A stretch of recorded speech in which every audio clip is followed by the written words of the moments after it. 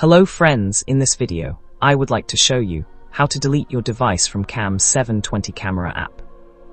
When you open the app, click on More, or tap to go live. At the upper right corner, tap on Settings. Scroll down to bottom. Here you will see Delete. Tap on it to delete the device you're no longer using, or you want to reinstall back. Confirm.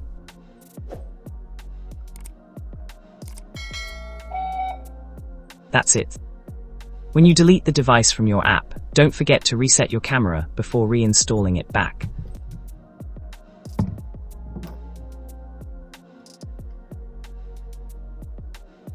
Press and hold the reset button for 5 seconds to reset. It always makes a prompt sound.